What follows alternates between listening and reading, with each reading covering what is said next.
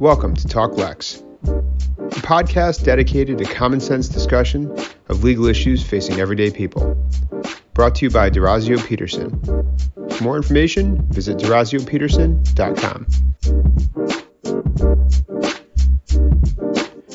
Thanks for listening to Talk Lex. I'm Scott Peterson. Legal stories tend to dominate the news. In some cases, the headlines are justified, but in others, the public seems to take an outsized interest in certain cases and certain individuals. My guest on this episode is Paul DerOhannesian. Paul is a lawyer who has been involved in numerous high-profile cases throughout the past 30-plus years and has, in my opinion, handled them the right way. Paul DerOhannesian has practiced law for more than 35 years and is a member of the National Association of Criminal Defense Lawyers, American Association for Justice, New York State Bar Association, New York State Trial Lawyers Association, and Albany County Bar Association.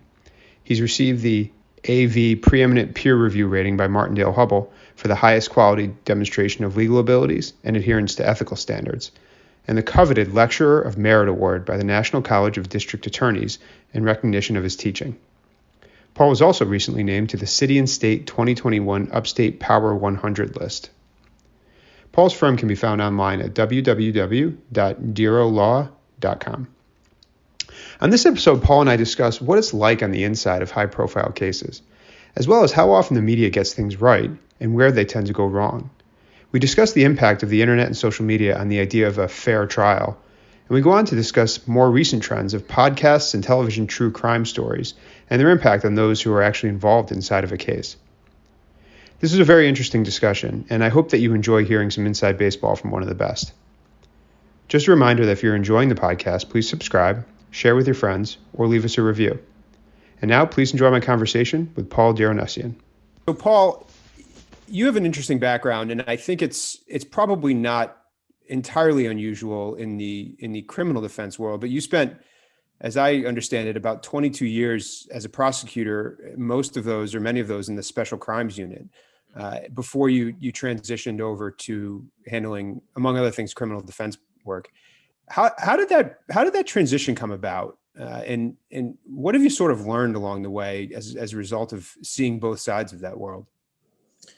Well, I always was interested in the practice of law, and I was interested in being a lawyer.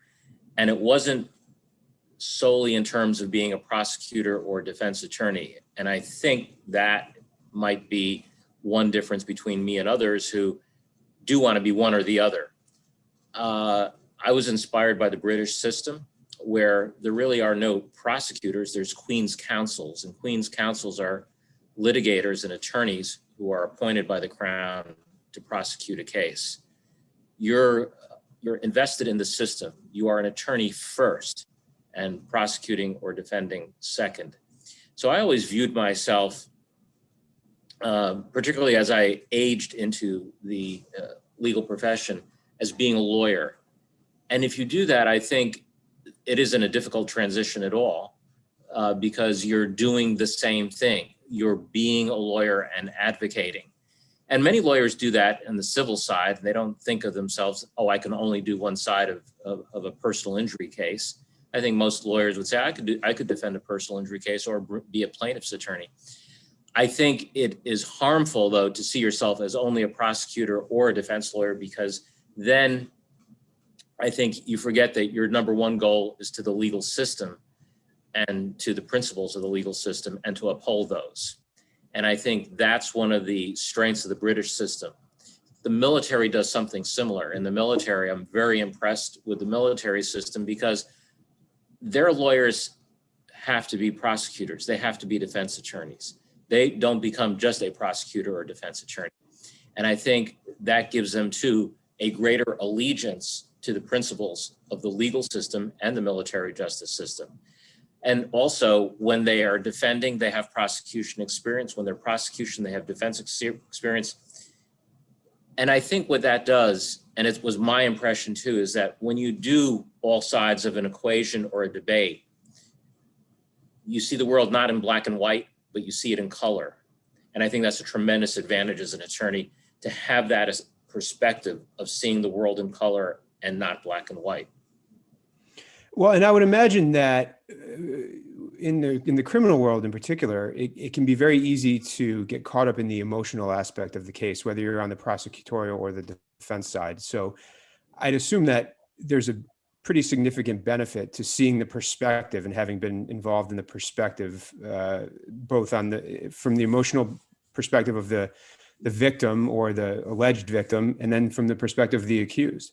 Is that fair to say? Very much so. I think that's true in many professions. I think it's particularly true in law, and especially true in criminal law. To be able to have the perspective of another person, of the other side, of someone who may be a witness and how he or she feels about participating or not participating, understanding the emotional component of the crime from the victim's perspective and the family's perspective. I think that helps a lot when you're on, quote, the other side. And while I may not view it as the other side, I think having been there, I can understand the feelings of many people who may be on the other side of the case I'm on, whether it's the prosecutors, victims, witnesses, police officers. So I think it is helpful. I think it is important. And I think it's something that legal training should focus more on, which is giving attorneys, particularly young attorneys, the background of having multiple perspectives of legal situations, and not just saying, well, you're going to go out and be a lawyer and work in a firm, be a civil litigator, be a criminal defense lawyer, be a prosecutor. I think we should broaden the horizons and broaden the visions of attorneys in training. You know, you've been involved in many high profile cases over the years, and unlike some other attorneys who are involved in high profile cases, yours really they run a pretty wide gamut. I've seen your name, and we've discussed your involvement in white collar crimes, violent crimes, Voting Rights Act cases, election law cases. Mm-hmm. Is there a common theme to the types of cases that pique your interest or that you choose to get involved with? Are there a particular type of case or client that gets you your interest piqued or gets you up in the morning? What is the common thread, if there is one? I think one common thread is having individuals who seek representation, who want me to help them, and that I want to help. I think, it's attorney and counselor. And on the counselor side, I'm very aware that many counselors offer services and help to people that don't always accept it. To me, one of the great things is to find those clients that want to listen to you and want you to help them. That may sound simple, but believe it or not all clients who approach you want you to help them. There's a story in the Bible about a healing pool and a man who was there for like 38 years and never got cured. And Jesus to him said, well, why aren't you cured or not? And the reality was that he had never he lost that desire. And it was only when Jesus said, please go in there, get up and walk, that he was able to be cured. So you can be at the right pool, the right place, but not necessarily have the motivation and drive. And I'm particularly motivated, I think, by litigation cases where people want help. And I would say that includes even companies and businesses. Companies and businesses are in the same category. Do they want you to help them or not? Or do they view you as some type of necessary part of a process that they have to engage in? So I get most interested in individuals and businesses that want help, that want an attorney to be there doing legal things, being the fundamental motivation. Well, and I've experienced this personally, and I imagine you have as well, that there are certain engagements where you enter into the engagement thinking that this is a client or an institution that will handle advice and actually does want your help, but then it turns out to be not necessarily the case. How do you make that determination? Is that just come from experience, do you think, or are there certain characteristics or traits that you kind of look for and keep an eye out for? What you describe is not unusual at all in a variety of attorney-client relationships. And one of the things I do is at the initial meeting, even when someone says they want to hire me, I tend to say, not yet. We need to meet and talk. And I want to hear what the client thinks I can do for them. And I want to hear what the client thinks their goals are with respect to me. And I've had individuals who I have declined to represent for that reason.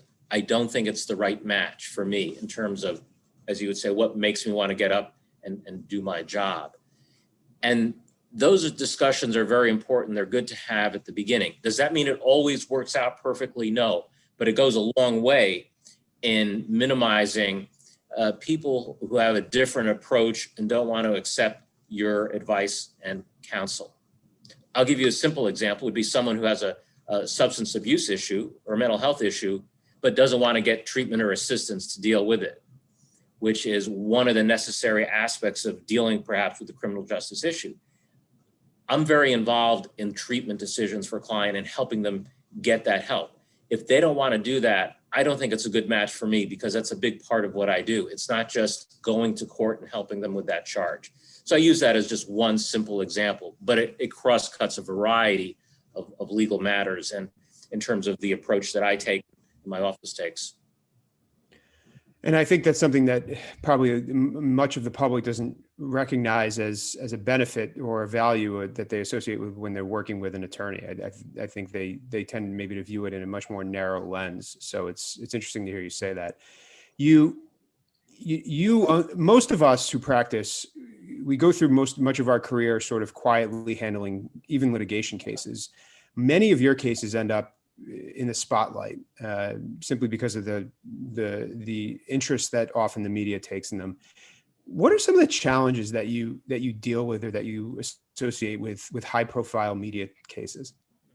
Well, there's several challenges, and those challenges only increased because of one of the biggest technological developments in our lifetime, the internet. I think the challenges are some of the outside pressures and influences on a case. So for example, as a case gets attention, it can influence your client. It's hard for clients to sometimes tune out what's being said or written about them. So you have to prepare the client for that eventuality and try to help them with the psychological component of helping them in the defense of the case, the ability to deal with those pressures. Now, some people are better suited to that than others. Some need more help than others. But you have to recognize that. And that includes not just the client, it includes around the client. It includes family members. It includes children.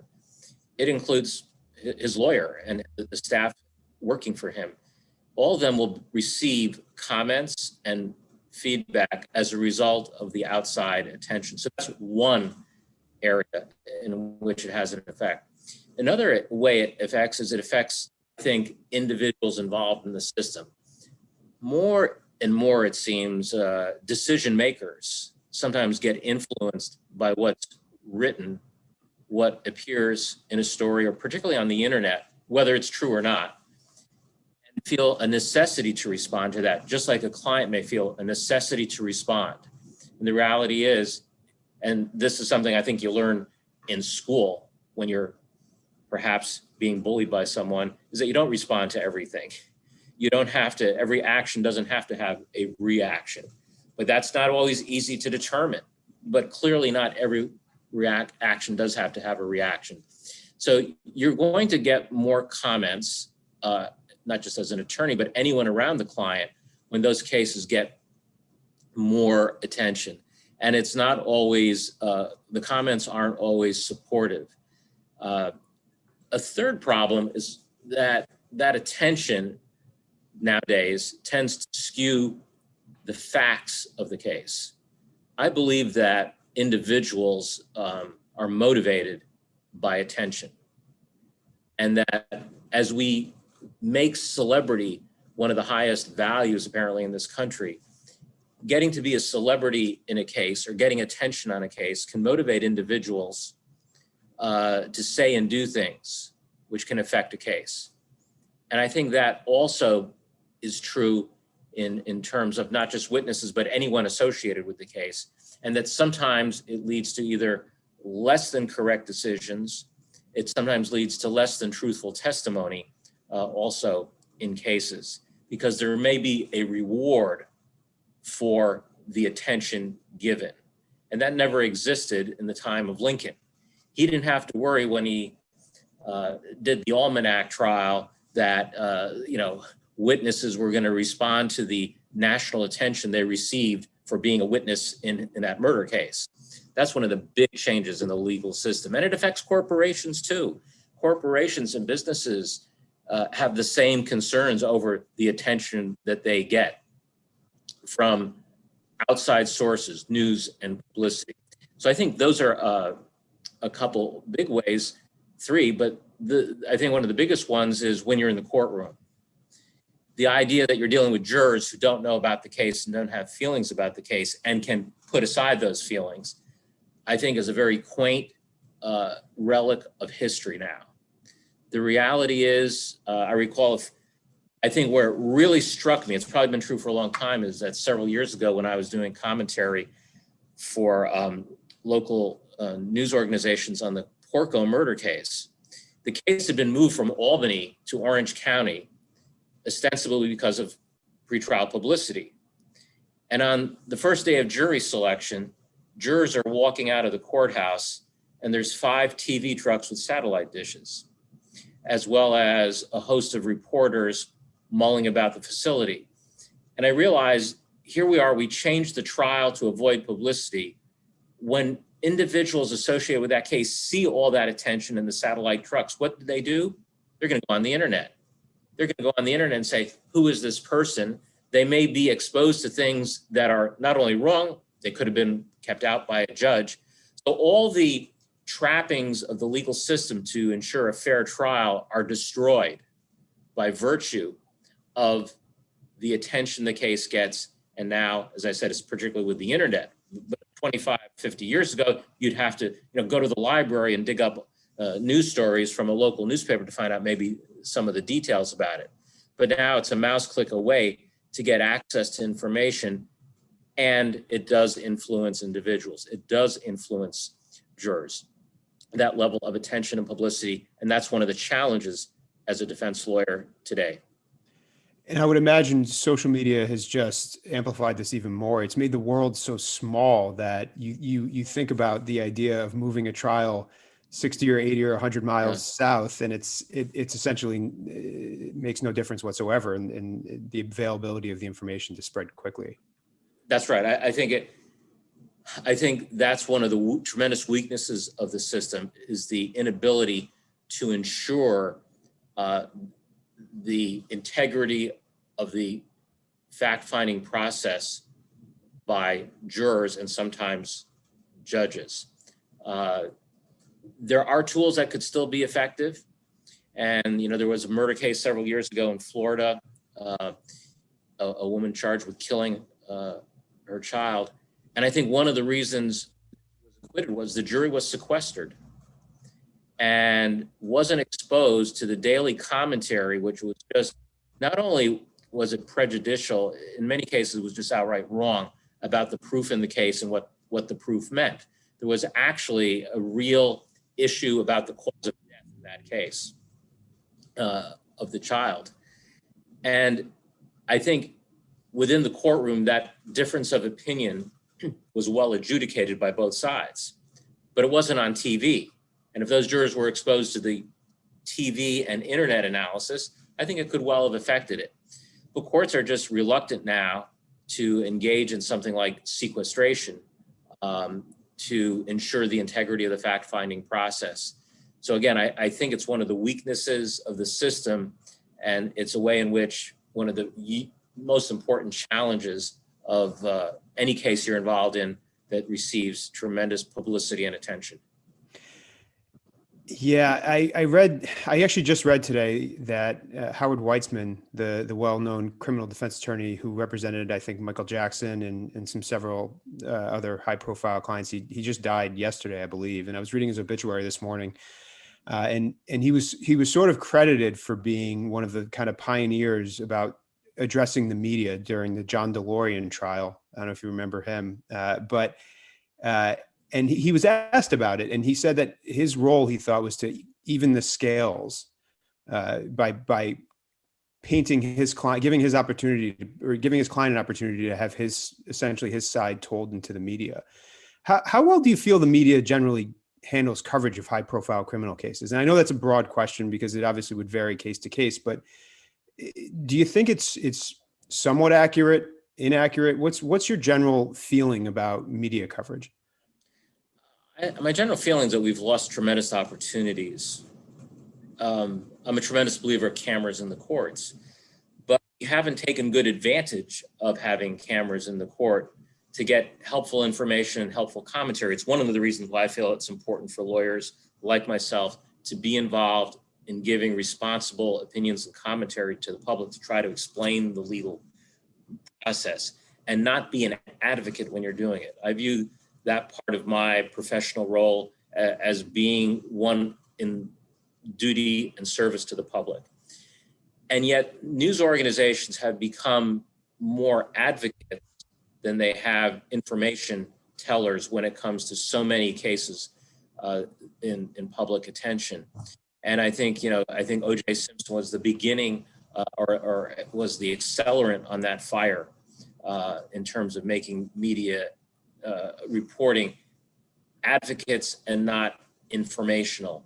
And I believe the public would benefit by more information about high profile cases, not information though that may be tilted or distorted. And I think that's true even in political reporting.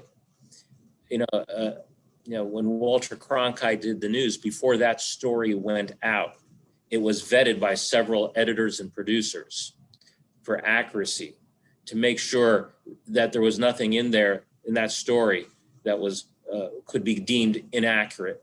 That doesn't exist today because there's such a pressure for that story to get out there right away. And that's true in a variety of stories, but it's particularly true in legal reporting, where you're getting tweets during a court proceeding as to what's going on. And I had this discussion once when I was asked by, I think, a news director to do that. I said, I need some time to process what the significance of certain things going on is. I don't think it would be helpful for me to tweet about what I'm hearing during this proceeding as it happens. But that's the pressure now. So the pressure is we can't wait until tonight for you to tell me what may be important. And I think that's one of the dangers with this instant access where anyone can put out anything. I still believe there's a role for editors and producers to review what goes out. I think that notion, however, doesn't exist as strongly as it used to, and it leads to the problems of whether it's political reporting or legal reporting not always being fair and accurate because there isn't the time. I think many individuals, if given the time, can write a better story and do a better broadcast. That's apart from whatever bias may exist. I just think the timing element of this doesn't lend to accuracy and helpfulness to the public. And unfortunately, it misleads them. I think I've seen cases I've been involved with where there's a tremendous damage to the public because they don't have all the information. For various reasons, the information can't be disseminated. And yet the public may have a distorted view of what happened. And then other groups will latch onto that information or misinformation to advocate a particular point. So I think that it raises tremendous issues for the integrity of the legal system. Well, and you bring up an interesting point because you just mentioned about how you thought it was your duty or your role to provide non-advocate commentary Yes. from a neutral perspective. But now put on your other hat, and when you're involved in a case and you're defending a case, do you still think that the role is the same, or does that role differ? And is it do you think it's your responsibility as an attorney and an advocate for an accused to try to tell their side of the story and balance out what may be, in your opinion, inaccurate reporting, or do you not? Yeah, I think when you're representing someone, it is entirely different, number one. And number two, the approach you take is going to vary tremendously depending on who you are as an attorney, the approach you take, as well as the case situation. So I don't have a general rule on that.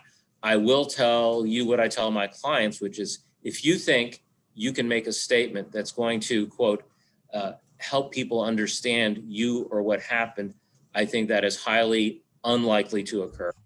The system is not set up to understand you and hear what you have to say. And that's the problem with trying to make a statement. The second problem, which may be the bigger problem too, is it may even hurt you.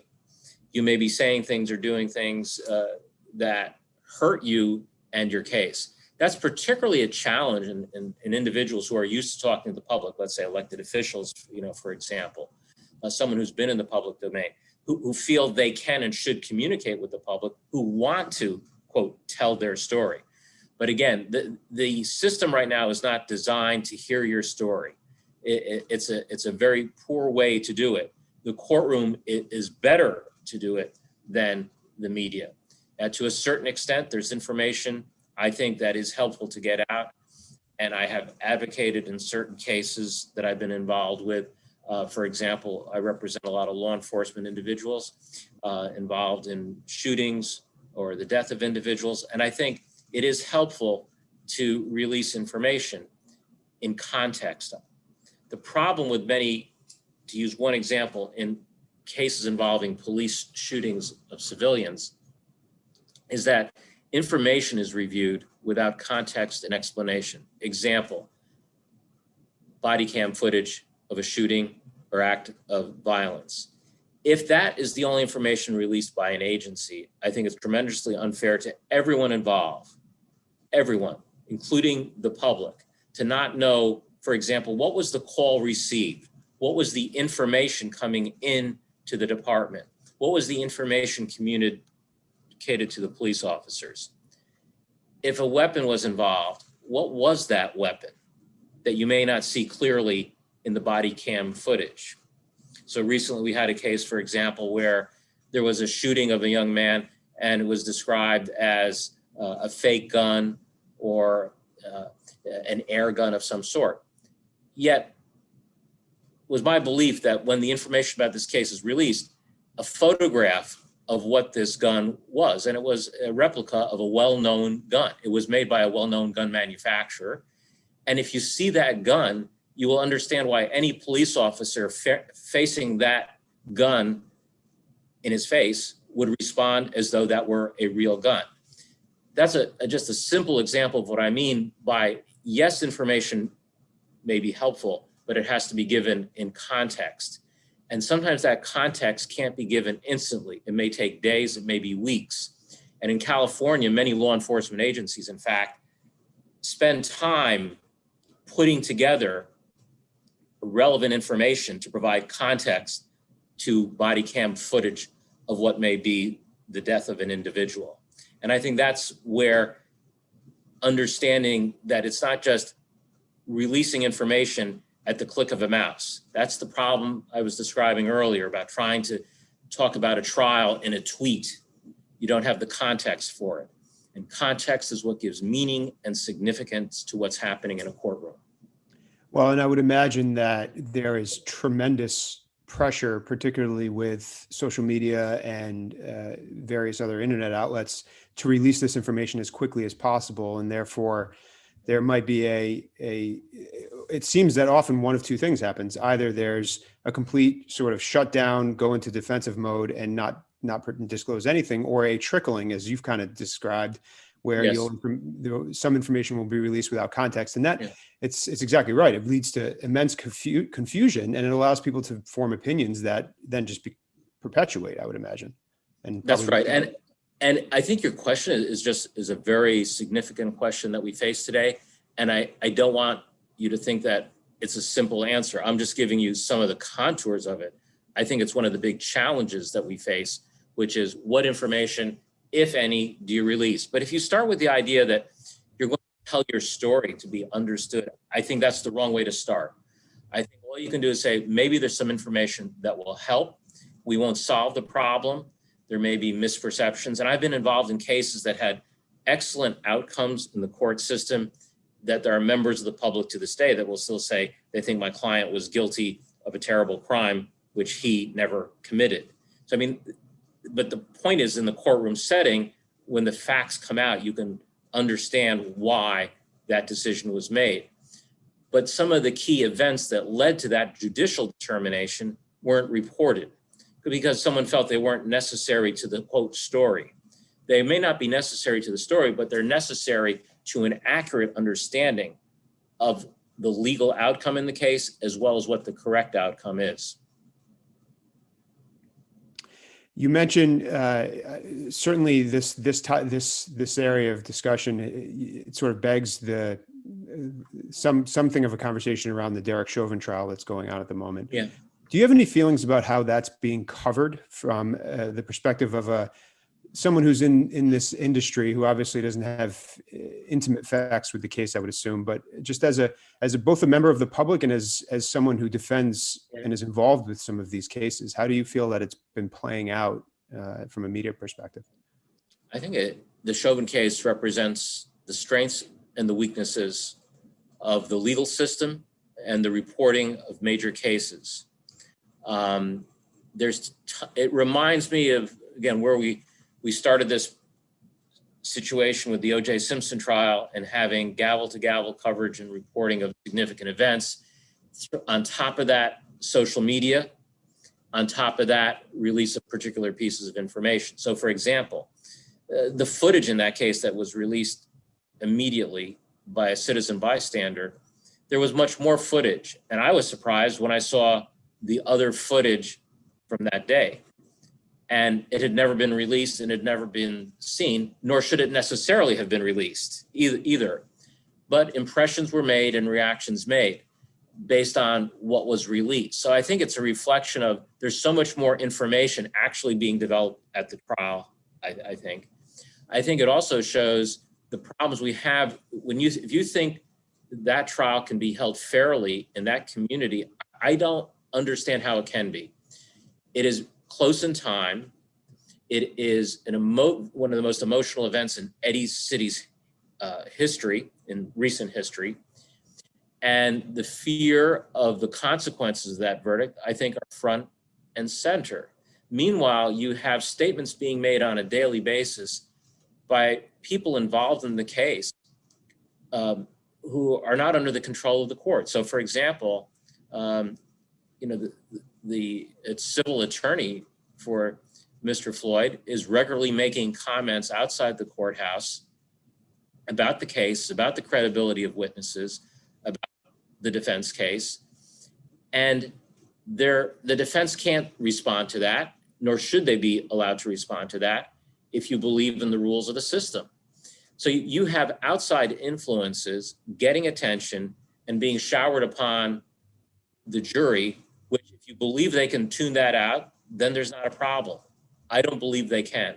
I believe all those outside forces are at work, and it's why you can't have total confidence in an outcome under those conditions.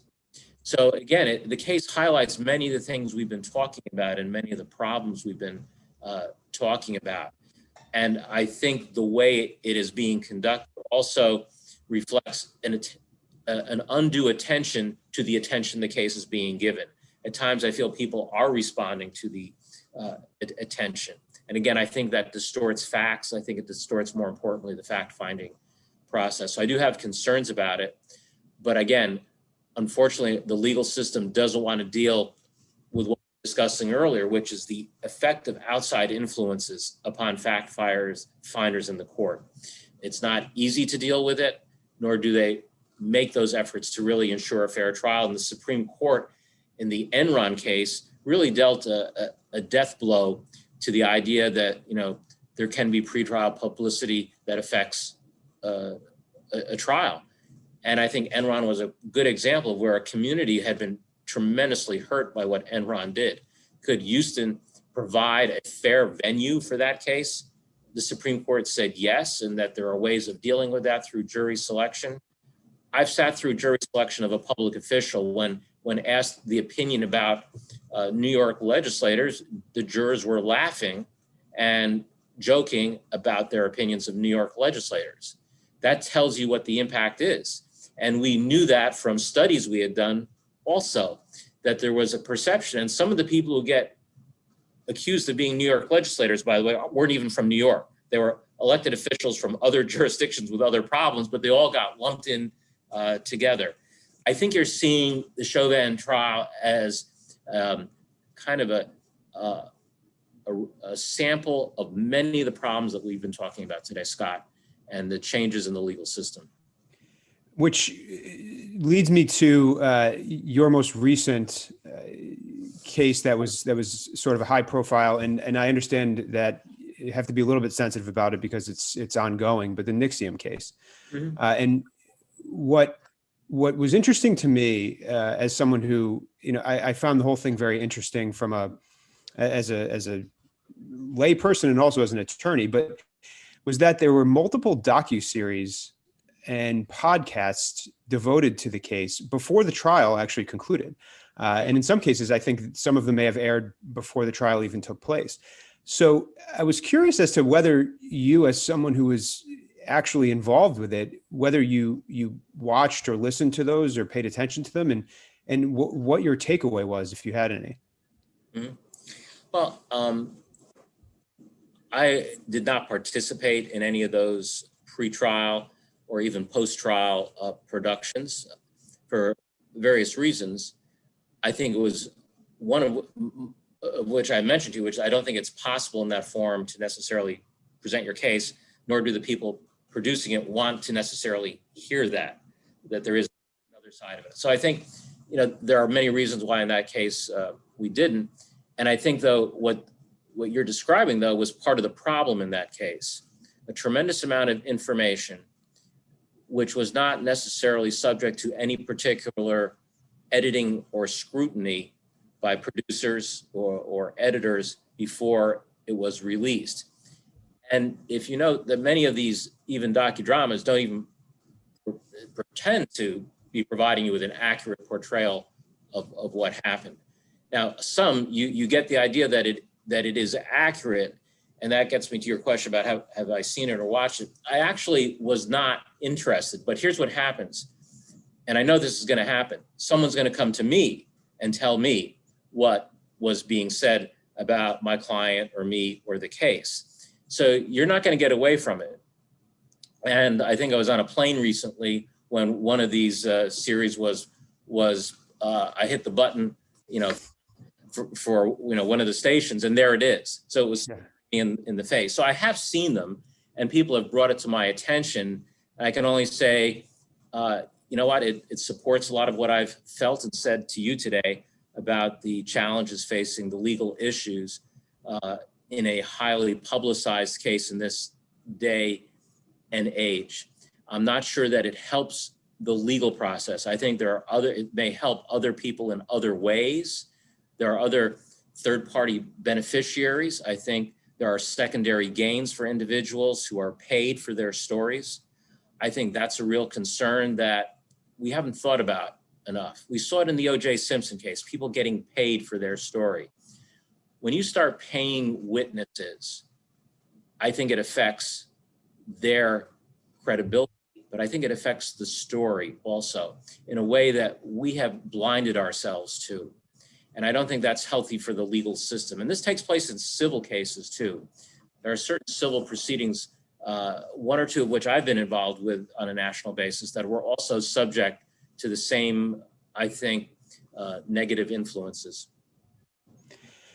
And you mentioned earlier something that it really kind of got me thinking about the increase and popularity of these crime stories. I'm thinking of the podcast Serial that became a phenomenon several years ago, and similar shows true crime shows on television. And it's interesting because on the one hand, it allows the public to feel like they're getting behind the scenes of a case.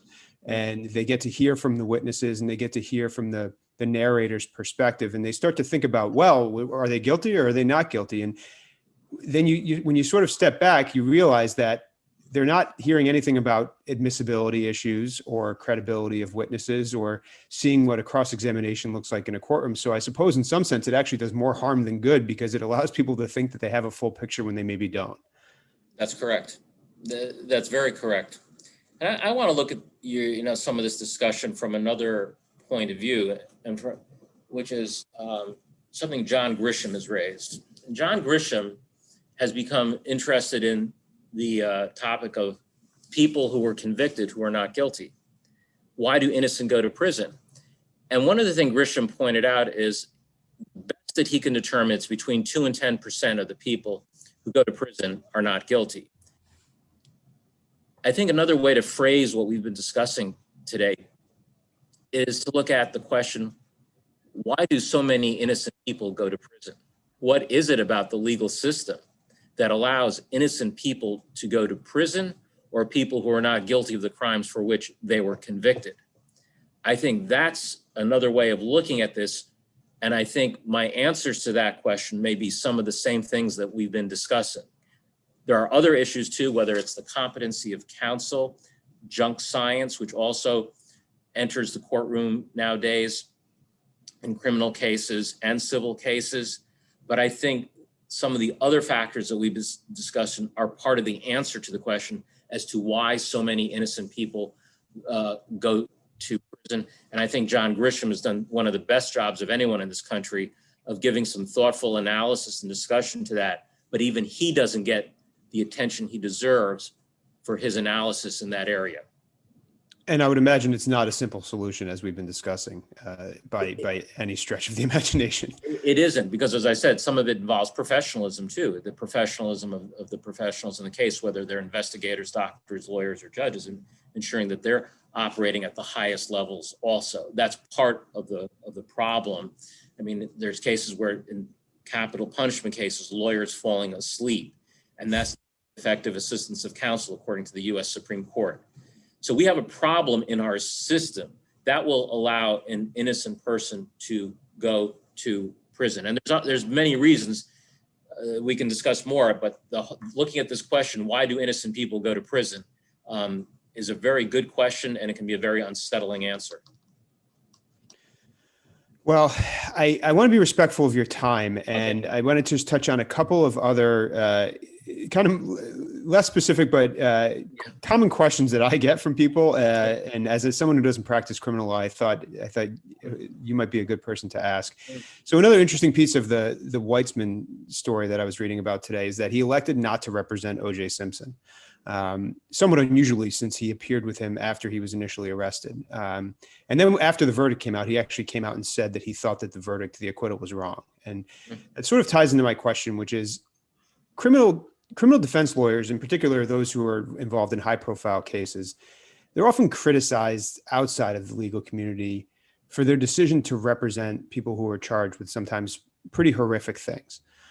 And I think you sort of touched on this in the beginning when you talked about your philosophy of the role of the lawyer. But what do you say to that? And what are there any cases that you will not get involved with, or does it go back to what you had said before in terms of your role as the lawyer and your willingness to represent someone who is willing to ask for and accept your help? No.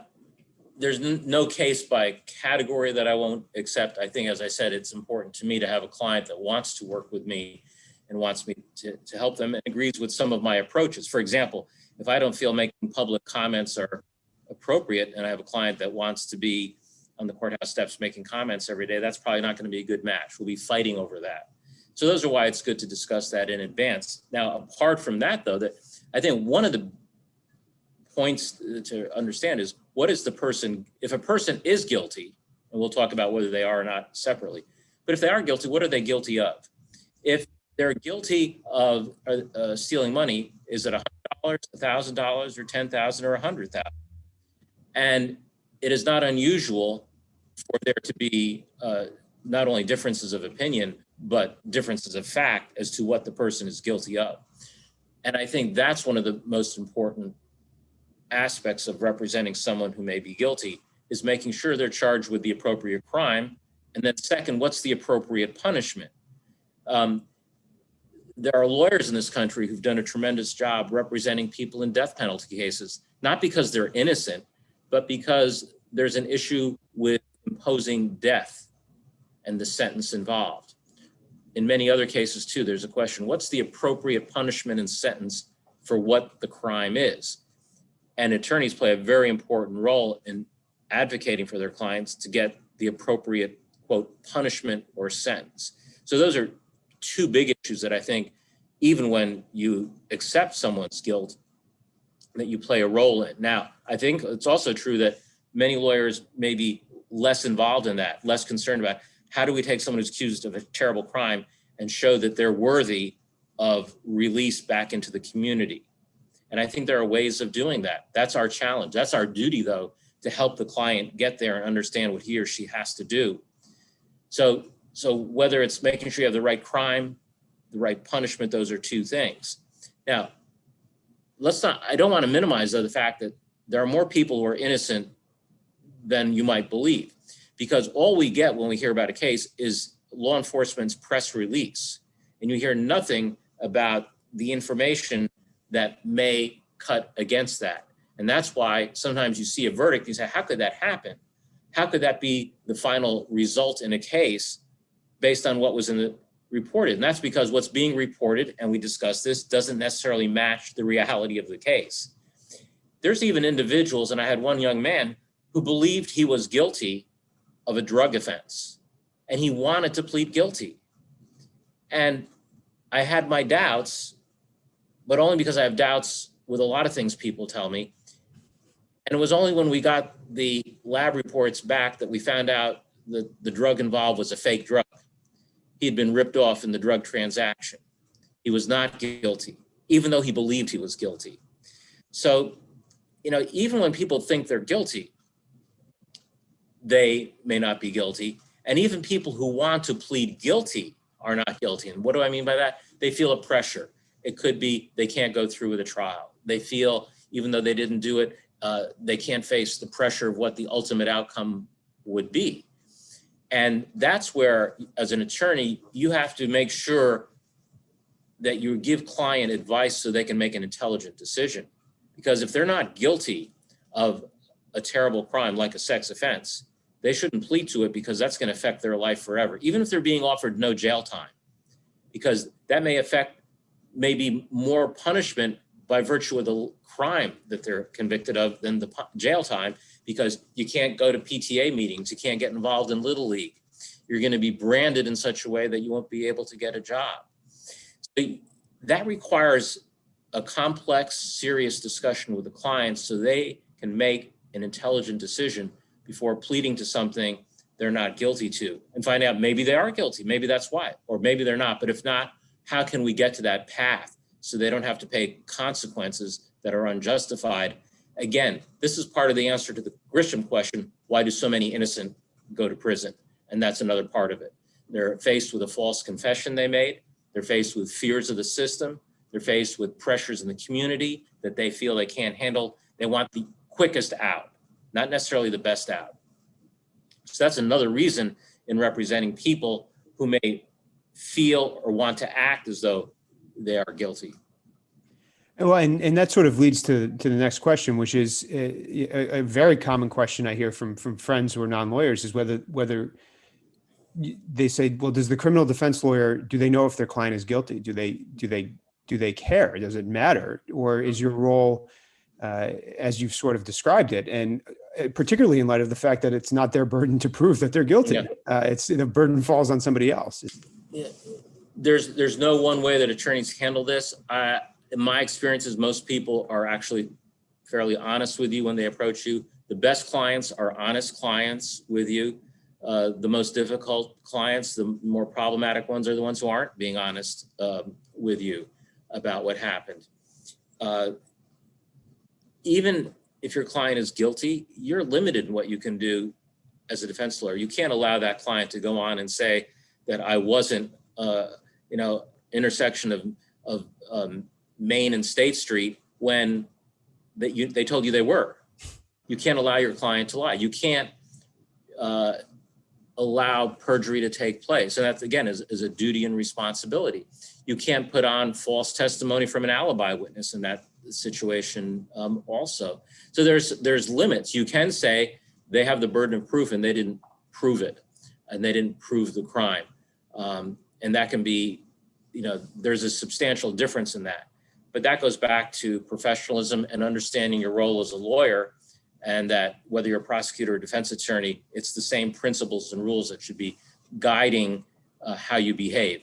Even if they're different sometimes for prosecutors and defendants, we have one set of rules. And it's not like just we should look at the rules of professional conduct and take those rules which we like and help us in our case. We have to be sensitive to all of them. Yeah, and I actually think that's one of the things that the public doesn't necessarily appreciate that lawyers deal with pretty regularly, or the ethical and professional questions and implications of many of the decisions that we make. And it sounds like in your world, that's even more relevant than in mine, but we see it comes up often. And so I think that's an interesting point that you're making. Last kind of point here is, so your career has been interesting, and at least from an outsider's perspective, successful and varied. What would you say you've learned as you look back on your career, or what sort of advice would you pass along as you look back? Not suggesting you're nearing a conclusion, just as you're looking back now.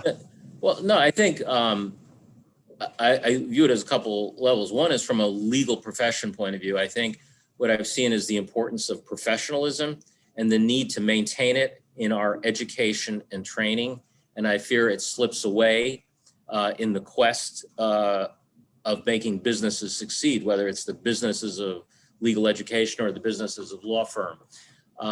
I think in my father's time in the 1950s, more time and attention was paid to professionalism, not just at the teaching and training level, but in the law firm level.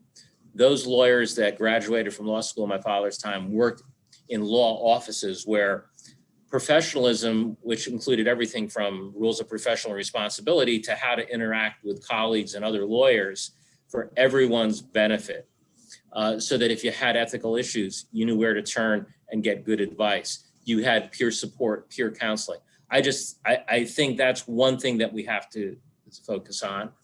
I think we should try to understand better what we've discussed today in terms of the effect of media and the internet and social media on the functioning of the legal system. And again, I think that includes not just criminal cases, it includes civil cases, it includes family court cases, and how litigants behave on the internet and Facebook toward other individuals. I think that's a second system.